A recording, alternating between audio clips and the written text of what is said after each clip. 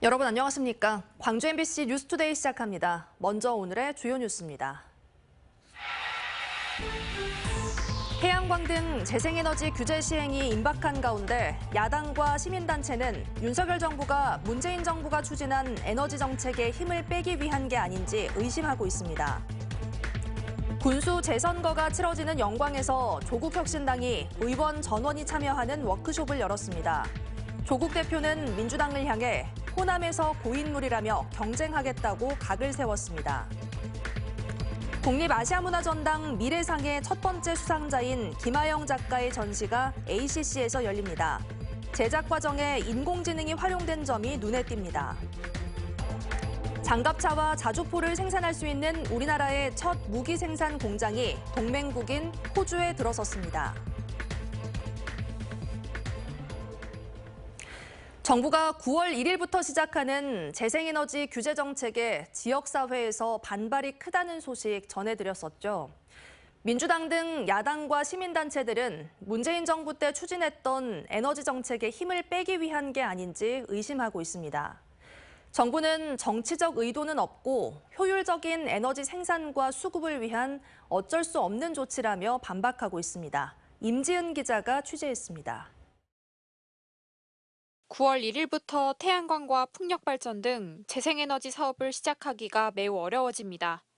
재생에너지 생산량은 넘치는데 이를 실어나를 송전선로의 용량이 꽉 차서 생산과 소비의 격차가 갈수록 커진다며 산업통상자원부가 재생에너지 산업의 진입장벽을 새로 세운 겁니다. 제목은 전력계통 혁신이고 그리고 출력 제어 최소화, 개통포화 해소 대책인데 실제 내용은 호남 지역의 재생에너지 중단 대책으로 발표가 된 거예요. 민주당과 시민단체들은 정작 다른 이유가 있는 건 아닌지 의심하고 있습니다. 태양광과 풍력 등의 발전량 비중이 갈수록 커지고 폐쇄 시점이 하나둘씩 도래하는 원자력 발전소가 늘고 있는 상황을 윤석열 정부가 불편해하기 때문이 아니겠냐는 겁니다. 이른바 문재인 정부 때 중점적으로 추진했던 재생에너지 사업의 확장을 억제하고 원자력 발전의 비중을 늘리기 위해 재생에너지 신규 허가를 규제하고 있다는 주장입니다. 신재생 에너지에 대한 근본적인 반대, 그리고 온전 중심의 발전을 지속하겠다는 윤석열 정권의 정책이라고 봅니다. 이런 의심에는 윤석열 정부가 실제로 원자력 발전에 공을 들이는 것도 한몫하고 있습니다. 체코를 상대로 거액의 원전 사업을 수주하고 수명이 다한 한빛원전의 운영을 연장하기 위해 주민 반발에도 절차를 강행하는 행보는 재생에너지 산업을 규제하는 것과는 분명 차이가 있습니다. 값싸고 안정적인 전력 공급을 해갖고 통제하기 쉬운 원전이나 석탄 발전 이 중심으로 모든 걸 운영하고 있거든요. 전력 시장 제도 개편한다는 것 자체가 사실은 재생에너지 죽이기와 다름없다 생각합니다. 환경단체들은 또 다른 이유에서 정부의 에너지 정책을 걱정하고 있습니다. 탄소 중립을 달성하기 위해서는 재생에너지 산업을 키워나가는 것이 세계적인 추세인데 거꾸로 가고 있다는 겁니다. 화석 연료 발전과 원자력 발전의 최소 발전 용량을 지켜주려고 태양광 등 재생에너지 발전을 실행시키는 것은 기후위기 시대의 최우선 과제인 탄소 감축과 에너지 전환을 포기하는 처사 아닌가. 하지만 이런 주장에 대해 정부는 정치적인 주장일 뿐이라며 일축하고 있습니다. 전력이 남아돌고 송전선로 용량이 부족해 다른 곳으로 보내기도 힘든데 계속 전력 생산을 독려하는 것은 전혀 경제적이지 않다는 겁니다. 전 정부의 에너지 정책에 힘을 빼기 위한 것이라는 주장에 대해서는 답변을 내놓지 않으면서도 문재인 정부는 재생에너지 보급 목표를 달성하기 위한 정책만 있었을 뿐 이를 효율적으로 배분하는 전력망 정책은 고민하지 않았다며 규제는 불가피하다고 선을 그었습니다. 또 다른 논란은 남는 전력을 부족한 곳으로 보내주는 송전 능력이 정말 포화 상태냐 하는 겁니다. 환경단체와 야당인 민주당은 송전망이 정말 포화 상태이긴 하는 것이냐며 자료 공개를 요구하고 있지만 정부는 대규모 발전원의 최소 발전 용량 기준 등 정보들을 업무상 기밀이라며 공개하지 않고 있습니다. 송전망이 과연 포화됐느냐? 그렇지 않더라라고 저희가 분석한 내용에 대해서 이것을 반박하기 위해서는 정보 공개를 해야 되고요. 국민의 생활과 환경에 미치는 영향, 지역의 미래와도 직결된 중요한 사안이지만 제대로 된 공론화를 거칠 시간을 갖기에도 촉박한 석 달의 유예 기간만을 준 점 또한 논란인 가운데 재생에너지 규제 정책 시행은 이제 이틀 앞으로 다가왔습니다. MBC 뉴스 임지은입니다.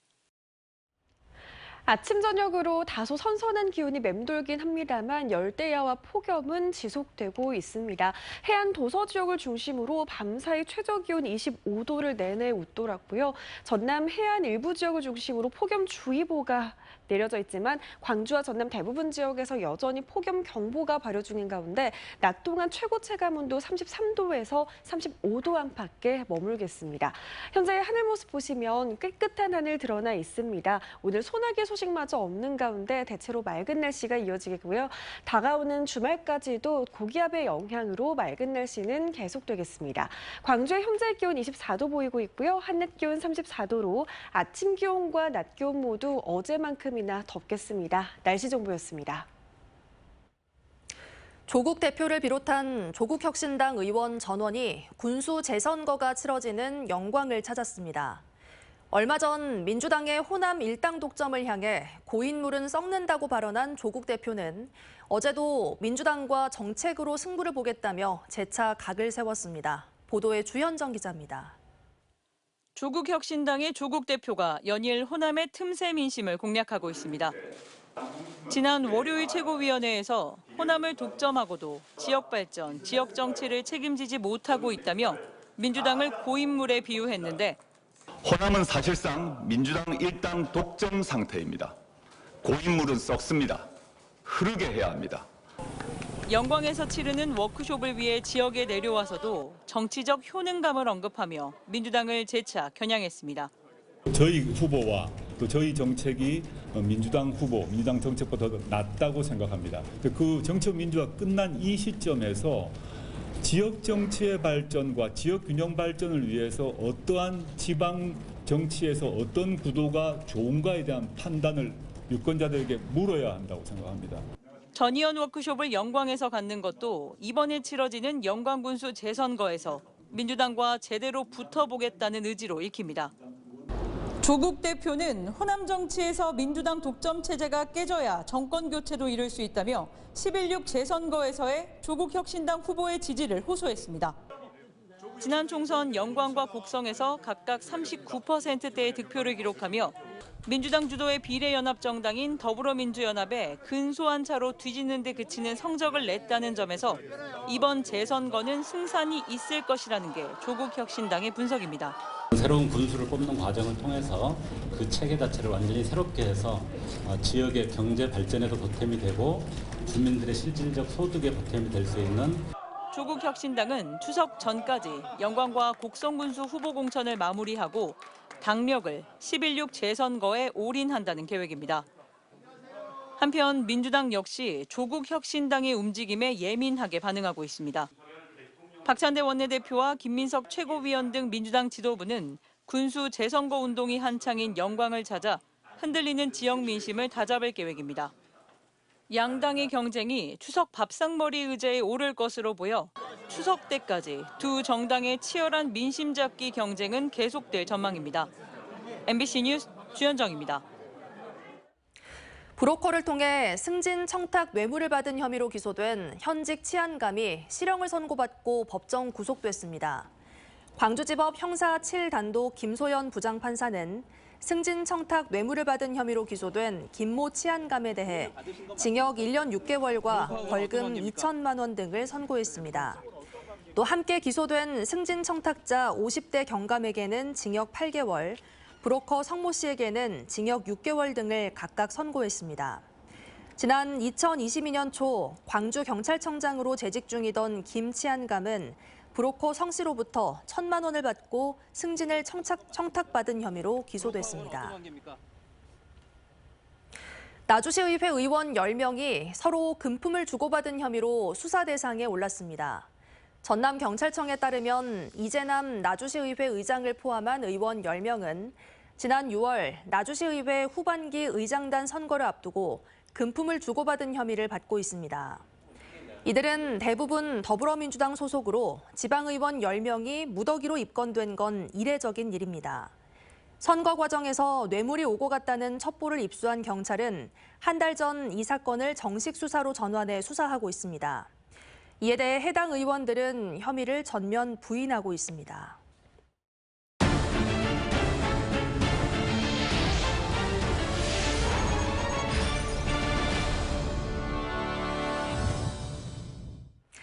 ACC 미래상 첫 번째 수상자인 김하영 작가의 전시가 오늘부터 국립아시아문화전당에서 열립니다. 깊이 있는 탐구를 통해 탄탄한 서사 구조를 만들고 이를 컴퓨터 그래픽 영상으로 표현한 미디어 작품을 만날 수 있는데요. 이 작업 과정에 AI를 활용한 점도 주목할 만합니다. 보도에 김초롱 기자입니다. 먼 미래의 가상도시 노바리아는 첨단 기술로 완벽히 유지되는 고립된 세계입니다. 이곳에서 배달라이더로 살아가는 에른스트 모는 우연히 과거의 시간관이 담긴 유물을 배달하게 됩니다. 이 과정에서 서로 다른 세계가 충돌하며 균열이 생기고 이는 우주의 존재와 다른 시간 체계에 대한 감각을 일깨웁니다. 그들이 계속해서 그들 방식대로 시간을 재편하지 못하게 하려면 정신 똑바로 차려. 가로 11m, 세로 6m 대형 스크린 3개에 띄어진 컴퓨터 그래픽 영상은 27분 동안 한 편의 영화처럼 관객을 사로잡습니다. 각 시대와 지역마다 그 역사와 철학을 반영한 시간 체계를 사용했는데 이 수많은 달력들이 서구 근대화로 인해 사라진 것에 작가는 주목했습니다. 또 작품 중간에는 수많은 이미지가 알고리즘을 타고 예측할 수 없게 배치되도록 해 이성이 개입되지 않는 파열의 구간으로 설정했습니다. 작품은 깊이 있는 탐구를 바탕으로 탄탄한 서사를 갖췄고 제작 과정에는 AI가 활용됐습니다. AI와 질문을 주고받으면 노바리아라는 어떤 세계관을 일부 또 이야기해 주었고 그런 식으로 주거니 받거니 하면서 이야기를 불려나갔던 것 같아요. 그 후에 이미지화 단계는 또 완전히 다른 AI 툴들을 사용하게 되는데요. ACC는 미래상 첫 수상자로 올해 김하영 작가를 선정했습니다. 새로운 예술적 사고와 가능성이 높게 평가됐습니다. 김하영 작가는 융복한 미디어 분야에 있어서 대한민국을 대표하는 세계적인 작가이고요. 유럽과 해외의 많은 융복합 예술기관에서 그야말로 다음 세대를 이끌 중견 작가로 선정되신 분입니다. 이번 전시는 30일부터 내년 2월 16일까지 계속됩니다. MBC 뉴스 김초롱입니다. 얼마 전 목포 외달도 앞바다에서 공사 중인 교량 구조물에 어선이 충돌하면서 선장이 숨지는 사고가 있었는데요.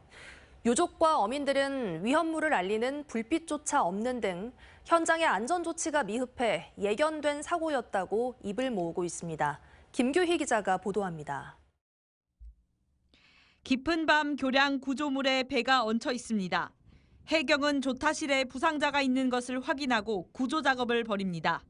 사고가 난 건 지난 18일 새벽 2시 10분쯤 신안군 해상에서 조업을 마친 뒤 목포항으로 들어오던 1.6톤급 어선이 목포시 외달도와 달리도 사이 해역에서 공사 중이던 교량 구조물과 부딪힌 겁니다.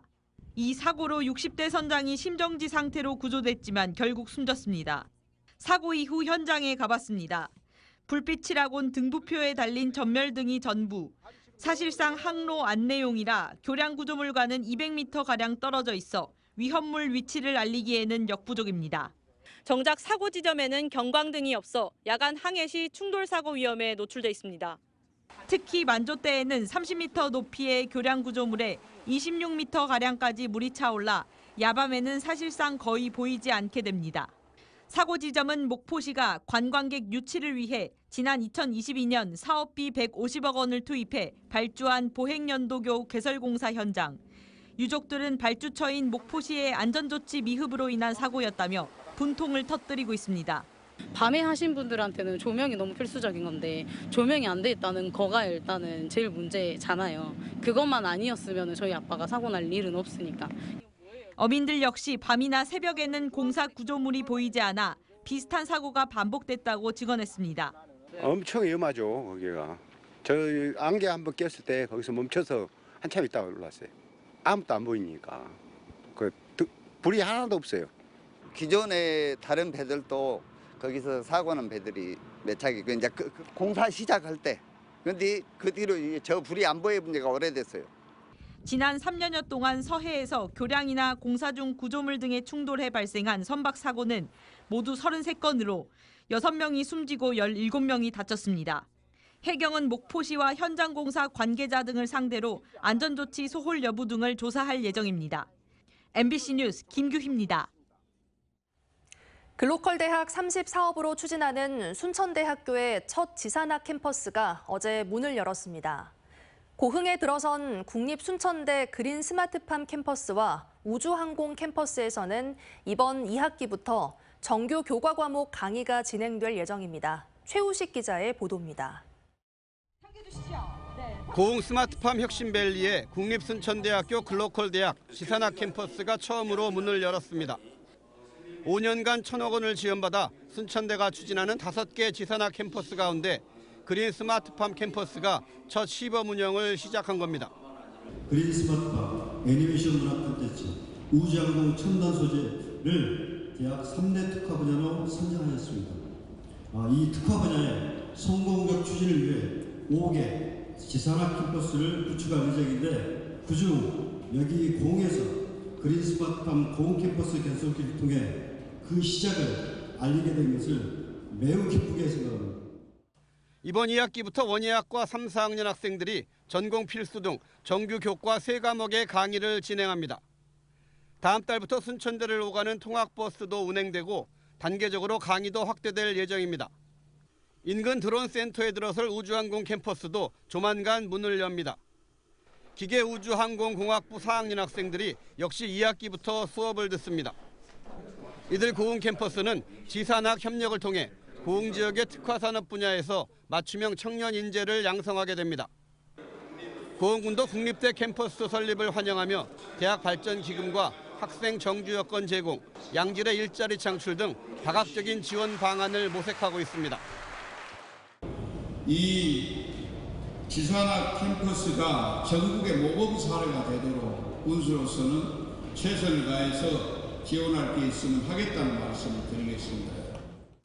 지산학 협력의 상징적인 결실인 순천대학교 고흥 캠퍼스가 지역사회에 새로운 비전을 제시할 것으로 기대를 모으고 있습니다. MBC 뉴스 최우식입니다. 대만 타이난시 고등학생 20여 명이 민주화 운동의 역사를 배우기 위해 광주를 찾았습니다.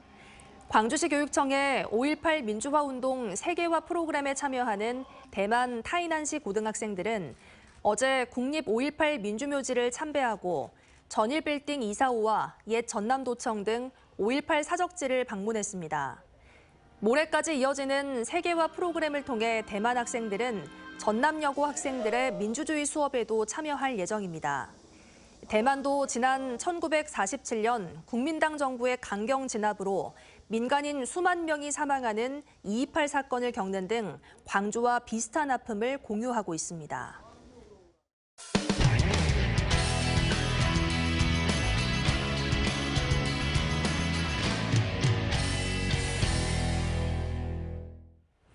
고향사랑 기부금으로 받은 돈을 의미 있게 사용하는 지자체들이 늘고 있죠. 곡성군은 기부금으로 소아과를 개설하기도 했는데요. 강원도 정선군은 고향사랑 기부금으로 지역 노인들에게 보행기를 지원했습니다. MBC 강원 영동 김인성 기자입니다. 대형 트럭에 성인용 보행기 제품이 가득 실려 있습니다. 정선군이 지난해 들어온 고향사랑 기부금 가운데 일부를 활용해 마련한 것으로 읍면별로 선정한 지역 노인 560명에게 전달했습니다. 지난해 한 1억 8천 정도 모금해 주셨는데 그중에 8,800만 원을 사용해서 이번에 560분에게 보급하게 되었습니다. 앞으로 점차 이제 또 확대해 나가도록 하겠습니다. 평소 힘겹게 걷던 노인들은 실제 보행기를 이용하며 만족감을 표시했습니다. 튼튼해가지고 힘 크게 안 들고 좋네요. 이제 경로다도 잘 가고 이가지고 놀러도 잘 다니겠네요. 너무 고맙습니다. 정선군의 이번 보행기 지원 사업은 노인 인구가 많은 지역 특성을 반영해 고향사랑 기부금을 잘 활용했다는 평가를 받고 있습니다. 잘 걷지도 못하신 어르신들이 많은데 이렇게 참 고향사랑 기부금으로 이렇게 구입해 줘서 노인 회장으로서 정성군 노인 전원을 대표해서 진심으로 감사드립니다. 고향사랑 기부금은 이번 정선군 노인 보행기 지원 사업이나 지난 6월 강릉시가 했던 경로당 입식 가구 지원 사업처럼 지자체가 사업을 정해서 추진할 수 있습니다. 2023년 기부 모금액의 한 63%인 2억 6천만 원을 투자해서 그 경로당 입식 가구 지원에 1억 원을 편성을 이래 추경했고요. 경로당 이제 208군데에 그 쇼파랑 그 원탁 탁자 세트가 들어갔고요. 또 올해 초 관련 법령이 바뀌며 기존의 지자체에 기부하는 방식 외에 자치단체의 특정 사업을 정해 고향사랑 기부금을 기부할 수 있게 됐습니다.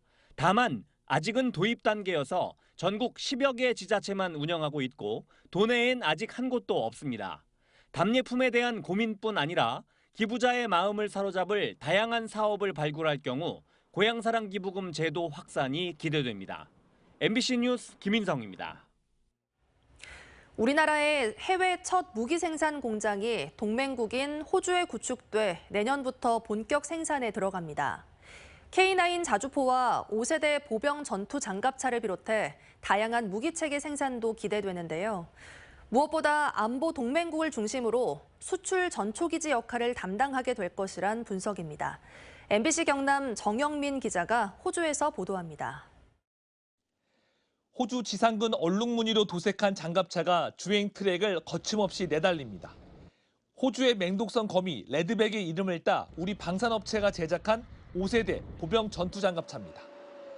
장갑차 129대를 비롯해 호주형 K9 자주포 30문과 탄약 운반차 15대를 생산할 공장이 호주 진롱시 15만 제곱미터 부지에 들어섰습니다. 1.5km 길이의 트랙과 도하 성능 시험장, 사격장, 연구개발센터도 착공 2년 만에 건립됐습니다. 제 뒤로 보이는 이 공장에서는 최첨단 시설을 갖추고 내년 상반기부터 호주 육군이 운용할 K9 자주포가 생산될 예정입니다. This is the Albanese government bringing forward capability to our Australian Defence Force so that we can build our capability as quickly as possible. 호주 공장이 본격 가동되면 창원 지역 협력 업체들도 엔진과 변속기 등 주요 부품을 공급할 수 있게 됩니다. 공장 부지 인근에는 현지 방산 기업들을 포함해 협력 업체들의 공장도 추가 건립될 예정입니다. 호주 정부가 도입을 검토 중인 유도 미사일과 해군 무기 체계 등으로 생산 분야도 확대될 전망인데 특히 루마니아 등 K9 자주포 구매국을 중심으로 호주 공장 모델이 확대될 가능성도 높게 점쳐지고 있습니다. 지정학적 위기에 따른 인도 태평양 지역의 방산 제품 수요가 늘어나는 상황에서 동맹국들의 생산 기지로 환원될 수 있기 때문입니다. 저희 한화는 글로벌 탑 방산 기업 도약을 목표로 하고 있습니다. 그런 의미에서 저는 세계 주요 지역에 거점을 확보하고 현지화 전략을 추진하고 있습니다. K방산의 글로벌 수출 확대 전초기지 역할을 할 호주 공장이 지역 경제 활성화와 안보 동맹국 진출이라는 두 마리 토끼를 잡게 될지 주목됩니다. MBC 뉴스 정영민입니다. 우리나라에서 구조되거나 인공 부화된 바다거북 9마리가 제주 바다로 돌아갔습니다. 기후변화와 해양 환경 파괴가 빨라지는 현실 속에 종 복원에 성공할 수 있을지 관심이 모아집니다. 제주문화방송 이따금 기자가 보도합니다. 태평양으로 나아가는 관문인 제주 남쪽 바다. 거친 파도가 밀려드는 해변에 멸종 위기종인 바다거북이 나타났습니다. 해양수산부가 생물 종 다양성을 지키기 위해 방류하는 바다 거북들입니다. 모래밭을 만나자 힘차게 바다를 향해 가는 거북들. 이번에 방류하는 종은 붉은 바다거북과 푸른 바다거북, 매부리 바다거북 등 모두 9마리입니다. 가장 큰 개체는 길이가 1m에 무게만 100kg에 달합니다. 이번에 방류된 9마리의 바다거북 중 5마리는 해양수산부 인공증식 사업으로 태어났고 나머지 4마리는 전문 기관에 구조돼 치료를 받은 개체입니다. 바다거북 등에는 이동 경로를 파악하기 위해 위치 추적 장치와 개체 인식표도 부착됐습니다. 어린 개체의 경우에는 동남아 쪽으로 갈 거라고 예상을 하고요. 성체의 경우에는 일본이나 동남아 쪽으로 나누어서 이동할 거라고 예상을 하고 있습니다. 방류 장소인 서귀포시 중문 색달해수욕장은 주 서식지인 태평양으로 이동하기 쉽고 국내에서 4차례 바다 거북의 산란이 확인된 곳. 지난 2017년부터 이곳에서 바다로 돌아간 거북은 모두 145마리에 이릅니다. 자연이 낳은 소중한 우리 그 보호 생물들이 환경에서 다치지 않고 우리가 인위적이든 아니면 자연 방류될 수 있도록 도와주는 굉장히 중요한 역할로 생각이 됩니다. 하지만 해양 환경 파괴와 급격한 기후 변화가 이어지면서 최근 3년 동안 제주 해안에서만 모두 97마리의 죽은 바다 거북이 발견됐습니다. 특히 지난 2007년 이후 자연에서 산란한 흔적도 발견된 적이 없어 이번에 방류된 거북들이 제주로 돌아와 번식에 성공할 수 있을지 주목됩니다. MBC 뉴스 이따금입니다. 아침 저녁으로 선선한 기온이 맴돌긴 하지만 아직 폭염과 열대야는 지속되고 있습니다. 전남 해안 도서 지역을 중심으로 밤사이 최저 기온이 25도를 훨씬 웃돌았고요. 전남 해안 일부 지역을 중심으로는 폭염 경보가 폭염주의보로 완화됐지만 광주와 전남 대부분 지역에서 여전히 폭염 경보가 발효 중입니다. 낮 동안 최고 체감 온도 33도에서 35도 안팎에 머무르면서 무더운 날씨가 이어지겠습니다. 현재 하늘 모습 보시면 깨끗한 하늘 드러나 있습니다. 오늘은 소나기 소식마저 없는 가운데 종일 맑은 날씨가 이어지겠고요. 다가오는 주말 동안에도 맑고 더운 날씨는 계속되겠습니다. 광주의 기온 어제만큼 높게 오르겠습니다. 아침 기온 24도 보이고 있고요. 한낮 기온 34도 안팎으로 예상됩니다. 더위가 나타나겠습니다. 강진의 한낮 기온 무려 35도 안팎까지 치솟겠습니다. 순천과 광양, 고흥에서 모두 35도 안팎 밖에 무더위가 나타나겠습니다. 바다의 물결은 최고 1.5m에서 2.5m 안팎으로 일겠습니다. 다음 주 월요일부터는 30도 안팎으로 더위는 한 발짝 물러가겠습니다. 날씨 정보였습니다. 이상으로 뉴스 마칩니다. 함께해 주신 여러분 고맙습니다. 언제 어디서나 내 손 안의 뉴스. 광주 MBC 뉴스 유튜브 구독으로 함께하세요.